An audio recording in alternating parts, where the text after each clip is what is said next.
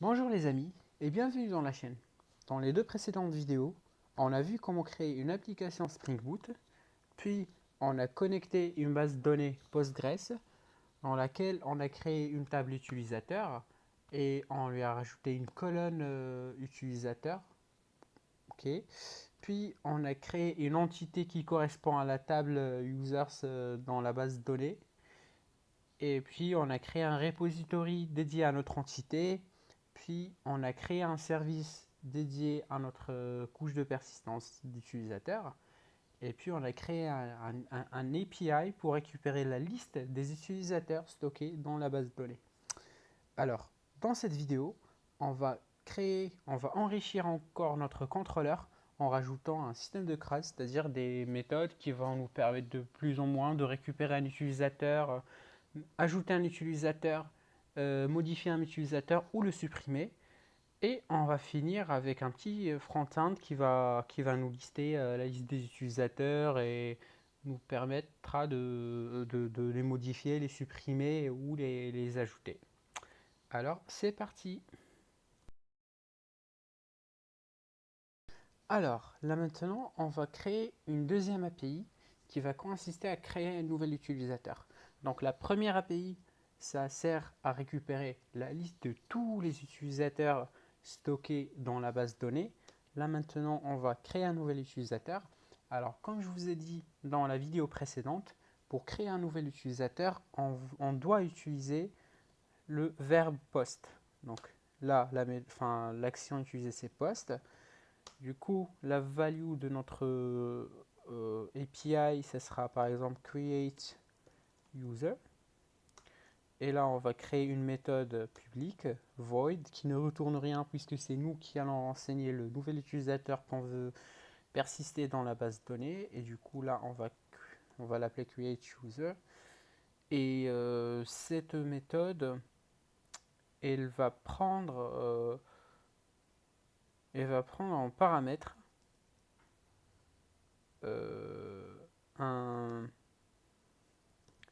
user VO. C'est-à-dire, on doit passer le first name et le last name de l'utilisateur pour pouvoir le créer. Donc, request body, qu'est-ce que ça veut dire? Ça veut dire juste que le user VO sera dans le corps, dans le body de la requête. Ok?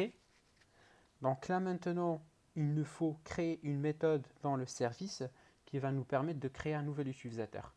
Donc dans un premier temps, on va aller dans le service, dans l'interface du service. On va rajouter une méthode void qui crée un utilisateur. Et ça prend en paramètre l'utilisateur que le client a passé, enfin l'utilisateur a passé. Et là, on va aller dans l'implémentation du service et on va implémenter la méthode qu'on vient de rajouter dans l'interface. Et du coup, comme je vous ai dit, on utilise des repositories et ce repository hérite de la classe CrowdRepository et cette classe nous offre plusieurs méthodes. Parmi ces méthodes, la méthode save qui va nous permettre de persister une entité dans la base de données. Donc là, on va juste faire basic repository.save et on doit passer l'utilisateur, mais userVO c'est pas l'utilisateur. Donc ce qu'on va faire, c'est ici on va créer un user, new user par exemple, et du coup là on va faire new user, hop, oui, alors new user, on va set le first name. On va set le first name qui est stocké dans le user VO et new user, on va set le last name qui est stocké dans le user VO aussi. Et du coup là on a créé notre utilisateur, enfin un nouvel utilisateur. Là on l'a créé et là maintenant on va le stocker dans la base de données. Donc là j'ai pu créer un nouvel utilisateur et le stocker dans la base de données. Donc là, qu'est-ce qu'il nous reste à faire? C'est de revenir sur le contrôleur, appeler notre service user service avec la méthode qu'on vient de créer create user, oui, avec l'utilisateur qu'on a passé en paramètre. Et voilà, c'est tout. Alors, là maintenant, on va rajouter un troisième API qui va consister à modifier un utilisateur donné. Du coup, là, on va créer un troisième API. Comme je vous ai dit dans la vidéo précédente, pour modifier une entité, il faut utiliser le verbe put. Donc, put mapping. Après, on va renseigner la valeur. Donc, la valeur, ce sera update, par exemple, user. Et là, la particularité avec les API précédentes, c'est que là, on va rajouter un ID. Un ID pour identifier un utilisateur, pour identifier l'utilisateur qu'on cherche. Parce que notre entité, elle a trois champs. Elle a un ID qui est primaire, c'est une clé primaire, c'est quelque chose d'unique. Un prénom et un nom. Alors, on peut avoir deux utilisateurs qui ont le même prénom et le même nom, mais ils n'ont pas le même ID parce que l'ID est unique. Alors là, on va créer une méthode qui est publique, qui retourne rien et qu'on va l'appeler update user par exemple. Et du coup, pour passer l'ID dans le lien de la requête, on va utiliser l'annotation path variable. Et l'ID, c'est un long, parce que l'ID de l'entité, c'est un long. Et du coup, là, on va passer le nouvel utilisateur dans le request body. Request body. User VO. Du coup, là, on a créé notre API. Là, comme l'API précédente, il va falloir aller sur l'interface du service, rajouter une troisième méthode qu'on va appeler update user. À l'intérieur, on va passer le paramètre ID, puis le paramètre userVO. Et du coup, là, on va aller sur l'implémentation pour implémenter cette méthode qu'on vient de rajouter dans l'interface. Donc, ceci va se faire en utilisant le Basic Repository. Je vous rappelle que le Basic Repository hérite de cette classe qui offre plusieurs méthodes. Et là, on doit récupérer l'utilisateur par ID. Donc, quand on va utiliser find by ID, du coup, ce qu'on doit faire, c'est qu'on doit dire que user U est égal basic repository find by ID. Je passe le paramètre.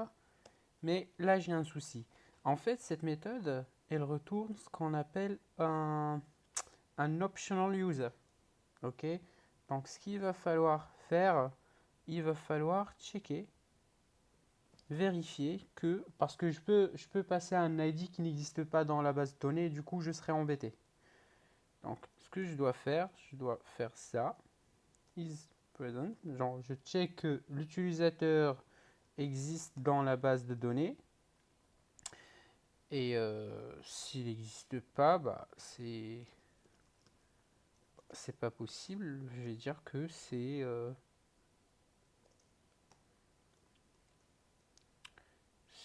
une erreur, c'est un cas d'erreur. Donc je vais pas le traiter pour l'instant. Donc là, ce que je vais faire, c'est que je vais créer mon utilisateur. Donc U est égal à basic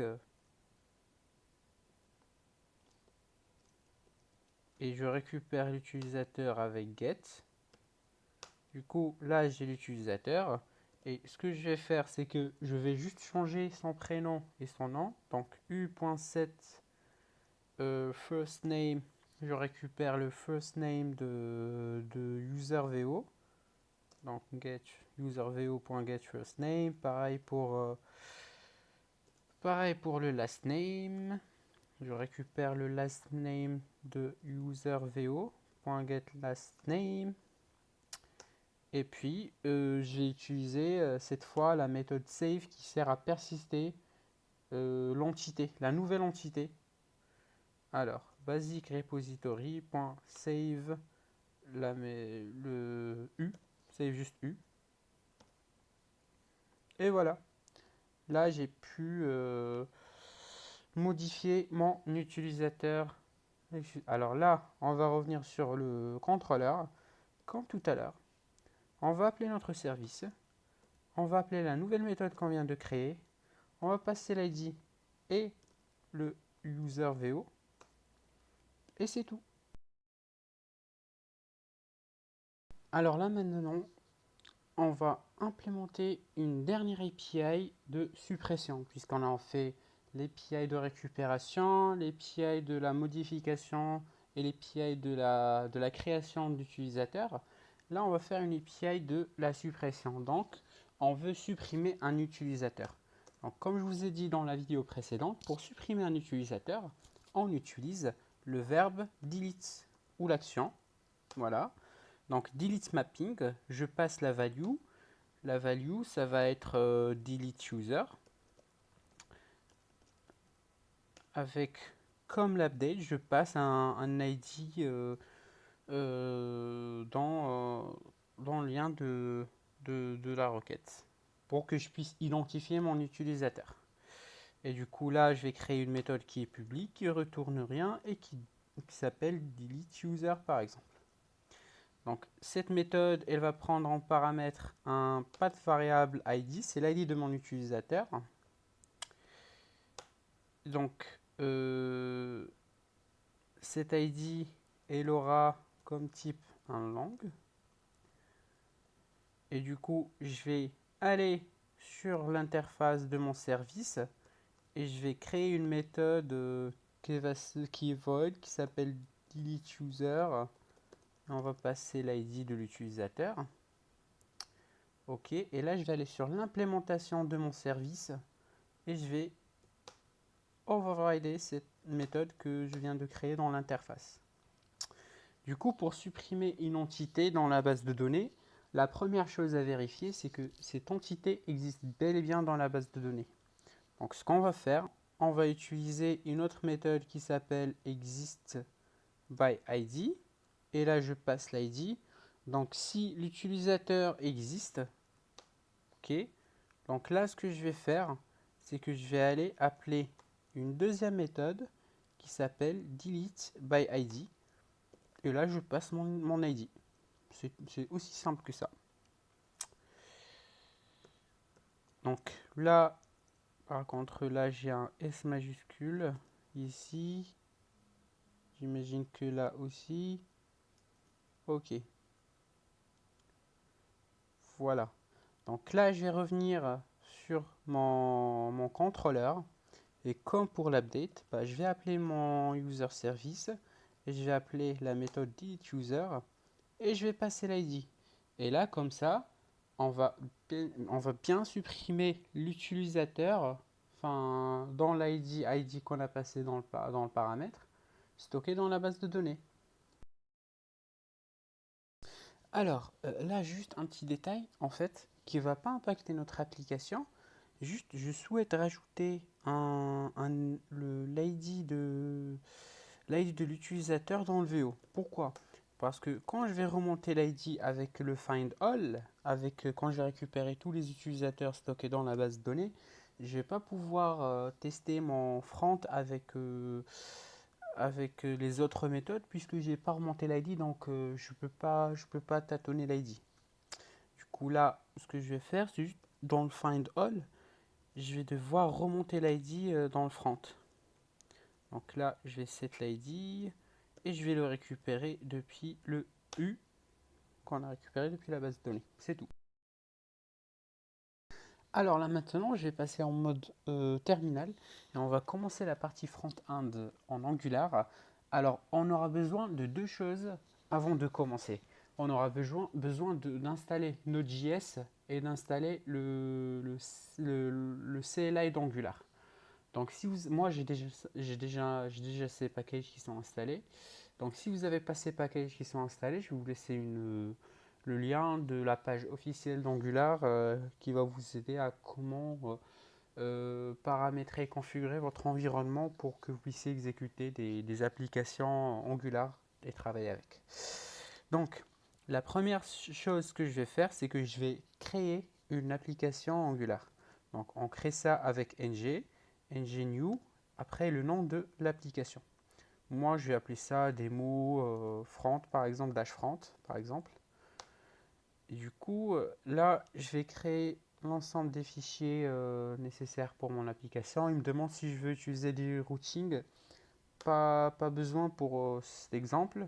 Je vais utiliser du CSS et là, il est en train de créer, générer les fichiers nécessaires.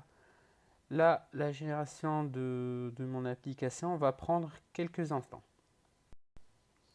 Alors, là maintenant, il a bien installé les packages nécessaires pour exécuter mon application.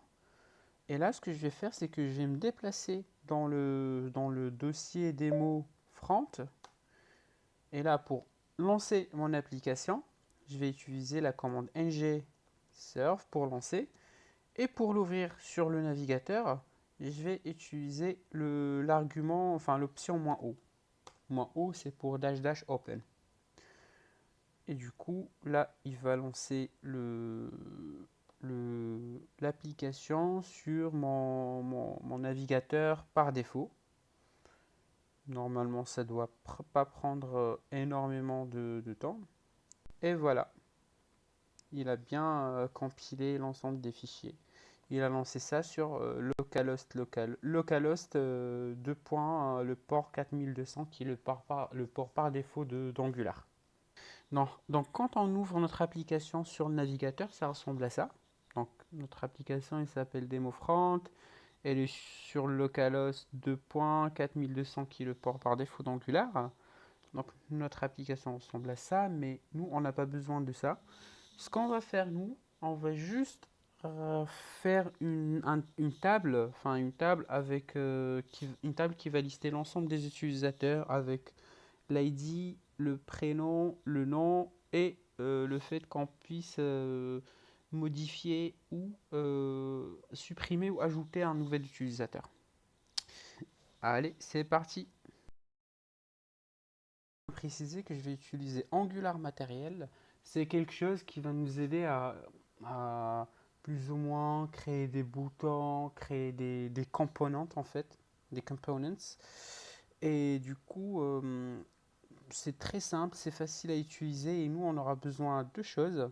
On aura besoin d'une table, ok, une table avec voilà, avec des champs, juste une table avec des champs. Et la deuxième chose, on aura besoin des boutons. Donc c'est juste ça. On va faire notre front-end juste avec ça. Alors, donc là maintenant, on va ouvrir notre projet Angular et sur IntelliJ. Et du coup, là, c'est l'ensemble des fichiers qui vont constituer notre projet Angular Demo Front. On va aller dans les sources, dans App. Et là, la première chose qu'on va faire, c'est qu'on va commencer par l'app module. On va importer les modules nécessaires pour que notre application, notre front-end marche très très bien.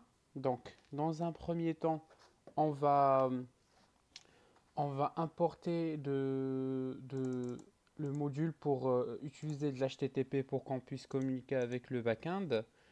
Donc, j'ai importé ce module-là. Je vais le rajouter dans les imports. Pareil pour les formulaires, parce qu'on va devoir utiliser des formulaires pour changer le nom ou le prénom ou ajouter un utilisateur. Donc ça c'est nécessaire. Et après il va falloir installer le Angular Material pour utiliser les boutons et la table que je viens de vous montrer sur le site. Donc pour faire ça, on fait juste ng add @angular slash material, comme ça, pour installer l'Angular Material sur le projet. Donc là, il va nous demander, enfin, on va le configurer par défaut. Ça doit prendre quelques minutes, mais c'est pas très très long. Enfin, quelques minutes, quelques secondes, pardon. Voilà, là, il est bien installé. Donc, j'ai importé les modules pour les tables, les boutons et pour les dialogues et pour les inputs. Alors, là, j'ai copié tout ça, puis je vais copier les maths input, dialogue et table. Donc, j'ai importé ça. Et voilà, là j'ai fini avec mes imports. Alors là, on va passer sur le TypeScript, sur notre composante app. Donc, dans un premier temps, ce qu'on va faire, c'est qu'on va créer un tableau. Un tableau qu'on va appeler Displayed Columns. Ça sera, ce tableau va stocker les noms de nos colonnes. Bon, pour nos tables, on aura une première colonne ID, une deuxième colonne first name, une troisième colonne last name et une dernière colonne qu'on va appeler action où euh, il y aura les boutons pour supprimer. Alors, on va créer un deuxième tableau qui sera vide. C'est là où on va stocker les données qu'on récupère de la base de données. Les données qui vont constituer notre table d'utilisateur. Alors là, comme on est dans un component, on va faire le constructeur et il faut injecter le HTTP puisqu'on va faire une communication avec le backend. HTTP client. Et un autre pour dialogue, pour tout ce qui est pop-up. Math Dialogue, c'est une bibliothèque de matériel Angular. Donc là, c'est pour importer les HTTP client et le Math Dialogue. Et là, on va faire le ng on init. Donc c'est une méthode void. Donc cette méthode, qu'est-ce qu'elle va faire en fait, cette méthode, elle est exécutée à l'initialisation de notre component. Ok, donc à l'initialisation de notre composant, il va falloir récupérer la liste des utilisateurs. En fait, si on initialise notre composant, on va récupérer tous les utilisateurs stockés dans la base de données. Donc pour faire ça, on va utiliser du HTTP. Et on se rappelle bien que pour récupérer, la récupération c'était du get, c'était le verbe get. Voilà, là on va pas préciser le type de ce qu'on va récupérer. Et là on va passer l'URL de notre API. Donc l'URL c'est http://localhost 2.80, même lui me propose, /user /find all. Et là, c'est tout. Et là, je vais juste me subscribe pour récupérer le résultat. Donc, c'est juste en utilisant les observers. Donc, là, next, data. Voilà, là, dans data, je vais récupérer les informations envoyées par le bac. Et sinon, s'il y a quelque chose qui marche pas, bah, on peut le loguer quand même. On peut le loguer dans la console. Oui, comme ça c'est, allez, console.error there is, for example, there was an error. Ok, et après je log l'erreur. C'est tout. Après là, quand on récupère nos données, qu'est-ce qu'il va falloir? Il va falloir populer enfin remplir le tableau. Ah, je l'ai appelé date. Ah, pardon, je l'ai appelé date. C'est data, c'est pas date. Donc, this.date, enfin data, est égal à data. Donc là, je stocke tous les utilisateurs dans mon data. Très bien. Donc là, c'est la première. C'est l'initialisation de notre composant. Donc là, on va aller directement à l'HTML. On va supprimer l'HTML qui est généré par Angular pour la page qu'on a regardé tout à l'heure sur le navigateur. On n'en a pas besoin. Donc, ce qu'on va faire, c'est que là, dans un premier temps, on va... Alors, on va créer dans un premier temps juste un div qui sera un wrapper de toute la page. Voilà, on va partir sur un truc simple. Après, on va créer un bouton. Ce bouton, il sera Motorized Button. C'est juste un type de bouton. Hein, ça fait rien. C'est juste pour le décor en fait. C'est juste pour le style. Donc, primary, ça veut dire couleur bleue. C'est la couleur primaire de Angular Material. Si vous allez sur le site Angular Material et vous regardez les couleurs primaires, c'est la couleur bleue. Et du coup, là, pour clic entre parenthèses, c'est en fait quand on clique sur le bouton, qu'est-ce qui se passe? Donc, quand on clique sur le bouton, ça sera en add. On va créer une méthode en add où on va spécifier ce qui va se passer. Et du coup, là, dans ce bouton-là, il sera appelé add new user, for example. Et là, on va revenir dans le TypeScript pour créer la méthode onAdd. Alors, là maintenant, pour implémenter la méthode onAdd, j'ai besoin de créer un pop-up ou un dialogue pour que je puisse insérer le prénom et le nom de nouvel utilisateur ou de l'utilisateur que je veux modifier. Donc, là maintenant, je vais créer un component, c'est-à-dire un nouveau component avec la commande ng generate component. Je vais appeler ça user dialog par exemple. Donc là, le GitLab CLI va prendre la main, il va me générer un composant ici. Il faut juste rafraîchir, voilà. Et là, j'ai un component, c'est-à-dire un fichier TypeScript, un fichier de test, un HTML et un CSS. Donc là, je vais commencer par le plus simple. Ça sera le TypeScript. Allez, dans le TypeScript, j'en ai besoin de déclarer une variable. Une variable que je vais aller user form group.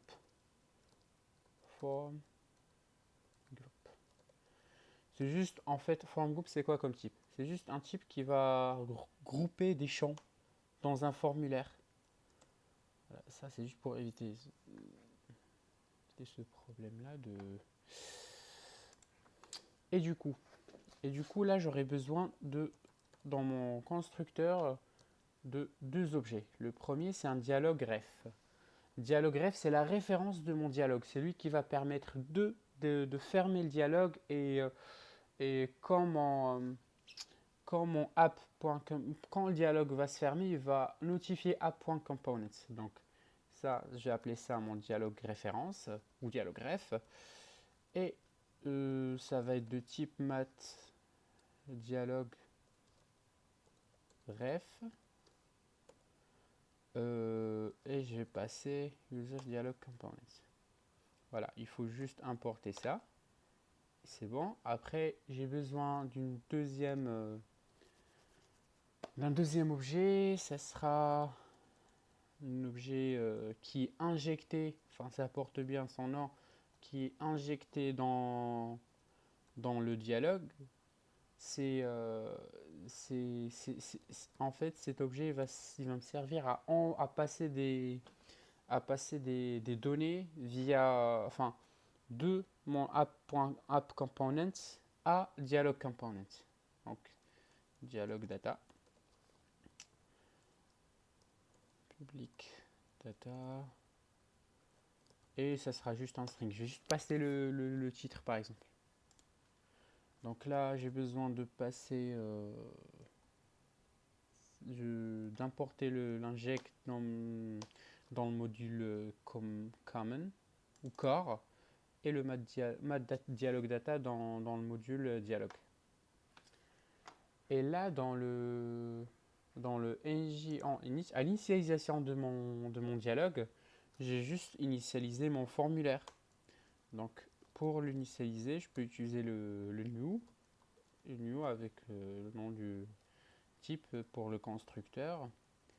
Et là, je vais définir mes contrôles.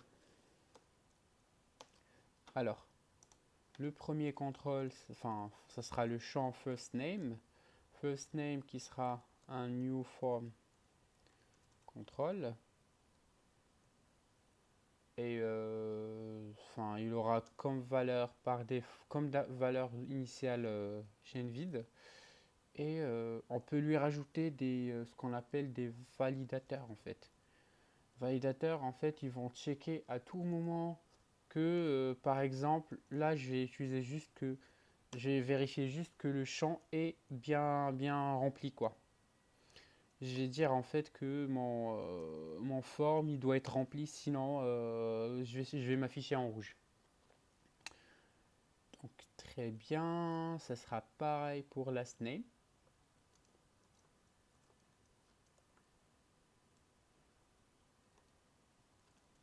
Last name. Et donc là j'ai... Oui, c'est bon, je crois c'est bon. Alors là je peux passer déjà à l'HTML. Oui. Je peux passer à l'HTML de user dialog. Donc ce que je propose c'est un petit titre. Un petit titre qui doit être accompagné de math dialog title, puisque c'est le title du dialogue. Donc, dans ce title, j'ai passé data, l'objet que j'ai injecté dans mon constructeur, plus user, c'est-à-dire j'ai passé juste add user ou edit user par exemple. Et après, je vais créer un div. Ce div là, il sera le contenu de mon dialogue. Donc là, c'est math dialog content. Et du coup, à l'intérieur de mon div, il y aura quoi? Il y aura juste un formulaire. Un formulaire où je vais passer le form group. Donc, ça sera la variable que j'ai créée dans mon TypeScript. Ok. Donc, je vais créer un...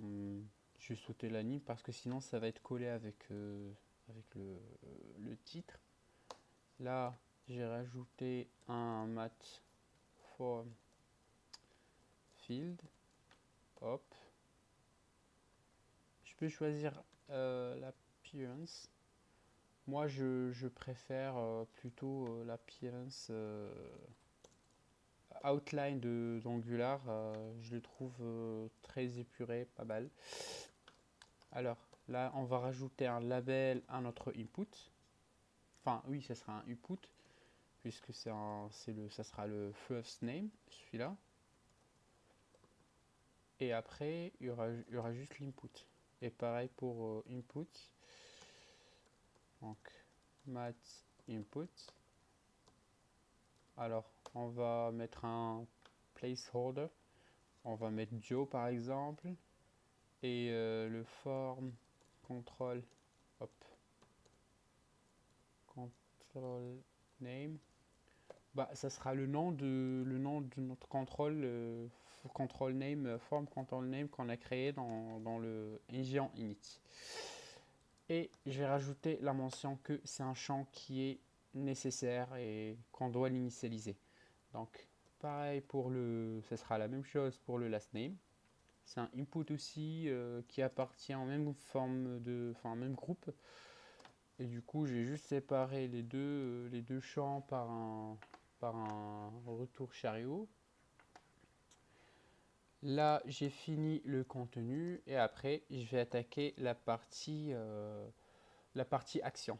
Donc la partie action, il y aura juste les boutons. Donc dans cette partie, on va accompagner le div avec mat dialog actions. Et là, je vais utiliser l'attribut align pour dire que je vais le mettre à droite de mon pop-up. Donc ici, je vais créer deux boutons. Donc un bouton sera de type mat button, c'est un material button. Et quand on clique sur ce bouton, en vrai, c'est juste, on va créer une méthode. Allez, on va créer une méthode cancel pour vous montrer pourquoi on utilisait ref, dialogue ref que j'ai injecté tout à l'heure dans le constructeur. Et j'ai appelé ça cancel par exemple. Et un deuxième bouton. Hop. Ou un deuxième bouton. Donc un deuxième bouton qui sera dans un premier temps activé si et seulement si le user form est valide. Alors, donc là maintenant, on va passer. Donc là maintenant, on va pas créer on va pas gérer le fait quand on clique, mais plutôt on va gérer un autre événement qu'on appelle mat dialog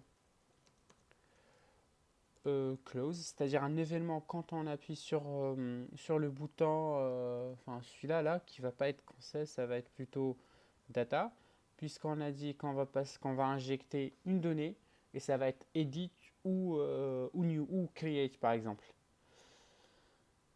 Et donc là, quand on va appuyer sur ce bouton, le dialogue il va se fermer et on va envoyer à notre app component le formulaire en fait, le user form group. Du coup, on revient sur le TypeScript de user dialog et du coup, on va juste implémenter la méthode en cancel. Donc, en cancel, cette méthode, elle va s'en servir de dialog ref qu'on a injecté dans le constructeur pour fermer le dialogue. Donc là, notre dialogue, il est bien, il est fini. Donc ce qu'on va faire, c'est qu'on va revenir à notre app.component.ts et on va faire la méthode onAdd. Donc pour la méthode onAdd, ce qu'on va faire, c'est que là, on va ouvrir, quand on clique sur add, on va ouvrir le dialogue. Donc dialogue ref est égal 10.dialogue.open.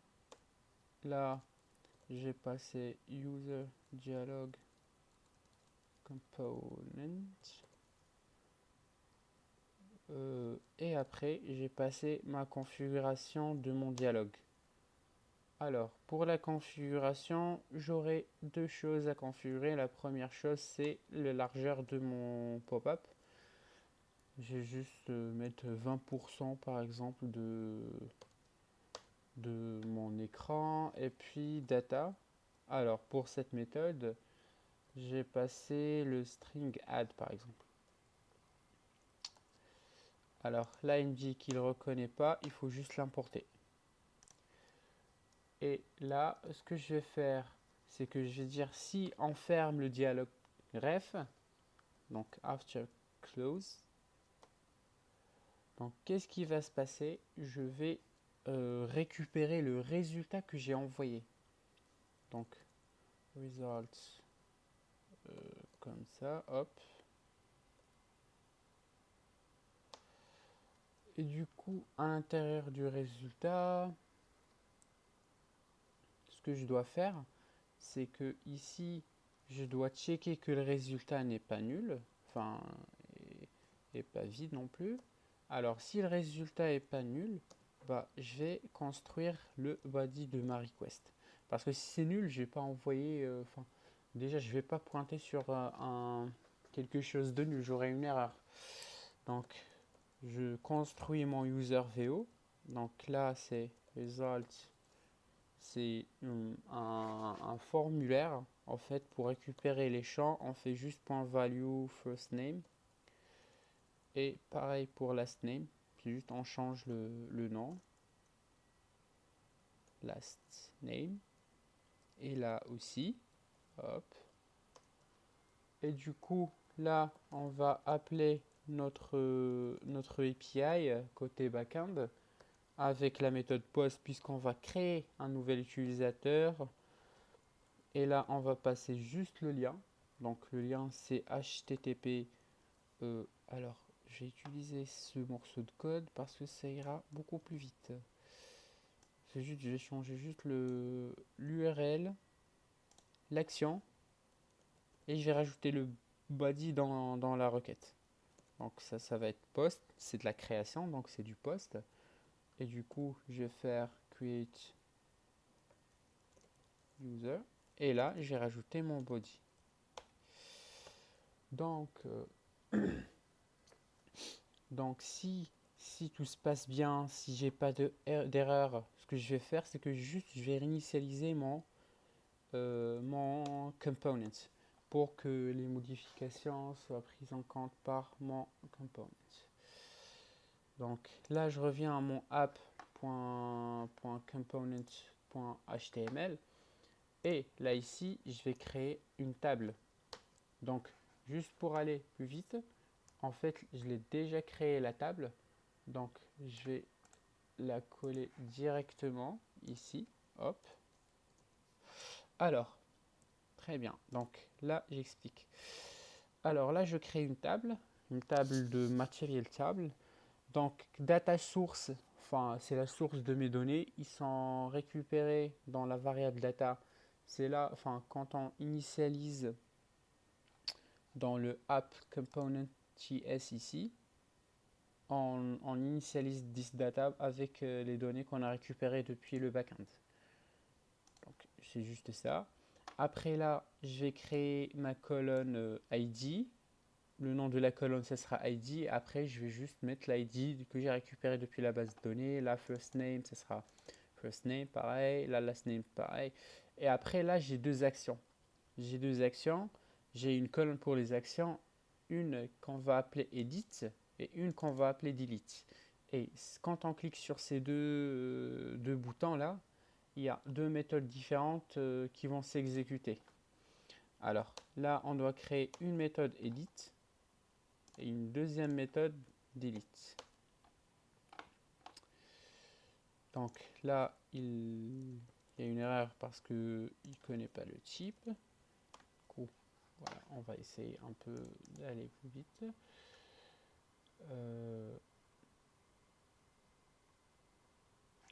Donc là, pour le edit, c'est exactement comme pour en add. En fait, la seule chose qui va être différente, c'est juste ici, ça va être un edit. Voilà, on va ouvrir un dialogue avec juste edit. Là, si je récupère quelque chose de non nul, bah, je récupère les champs. Après, là, ça va juste être update user. Mais cette fois avec l'ID. Je dois rajouter l'ID pour que je puisse identifier mon utilisateur dans la base de données. Voilà. Par contre, là, le verbe, comme on fait de la modification, c'est du put. Ok, donc data, oui, ça c'est bon. Et après, pour la suppression, bah, ça va être exactement la même chose. Mais voilà, on va juste faire ça. Donc, ça va pas être ça va être du delete. Avec ici, delete user. Et je passe l'ID pour reconnaître mon utilisateur que je suis en train de chercher. Et là, j'ai pas de body. Donc là, c'est pour initialiser. Et là, je catch l'erreur. Et là, pour l'instant, on peut dire que tout marche bien. Donc, ce que je peux faire, c'est que je peux exécuter mon code pour voir si j'ai des erreurs Si j'ai quelques erreurs de compilation, si j'ai pas d'erreur, je vais passer au CSS pour un peu centrer les choses, rendre les choses un peu... Voilà, j'ai pas d'erreur. Donc là maintenant, j'ai passé au CSS de app.component.css. Et du coup, là, comme on a vu tout à l'heure, on a un div qui accompagne classe wrapper, un bouton et une table. Alors, ce qu'on va faire, c'est que dans un premier temps, je vais mettre du style sur le wrapper. Je vais mettre le height à 100%, le width à 100% aussi, et le background, je vais mettre plutôt un gris qui est un peu clair. Alors 4, 5, 6, voilà. Alors là, on va aligner un petit peu le bouton, donc un petit margin top pour que ça soit pas collé avec le haut, un petit margin bottom pour que ça soit pas collé avec la table, et un petit margin left pour que ça soit pas collé à gauche, puisqu'on on va rajouter un peu de margin, enfin on va centrer la table. Et là, juste pour notre table, on va mettre par exemple le width à 80%, le height à 80%, hop, et le margin à auto pour centrer la table. Voilà, là c'est un peu tout. Là on va passer à la partie test. Alors là maintenant, j'ai lancé mon front-end, j'ai lancé mon back-end et j'ai ouvert mon application sur le navigateur. Et on remarque que j'ai pas de données, pourtant j'ai un utilisateur qui est dans la base de données. Alors pour vérifier que tout marche bien, on va aller dans la console et on voit qu'on a une erreur. Alors cette erreur, ça s'appelle cross policy. C'est un premier niveau de sécurité qui va empêcher n'importe quel utilisateur à accéder à votre serveur backend. Donc pour résoudre ce problème, on va revenir sur le contrôleur au niveau des annotations et on va rajouter une annotation qu'on va appeler cross origin et on va dire qu'on va autoriser toutes les requêtes qui viennent de localhost 4200. C'est notre application. Et du coup, là, pour que ça soit pris en compte, il faut juste redémarrer le serveur et puis rafraîchir la page web. Donc là, je rafraîchis la page web et j'ai bel et bien un utilisateur, mon utilisateur.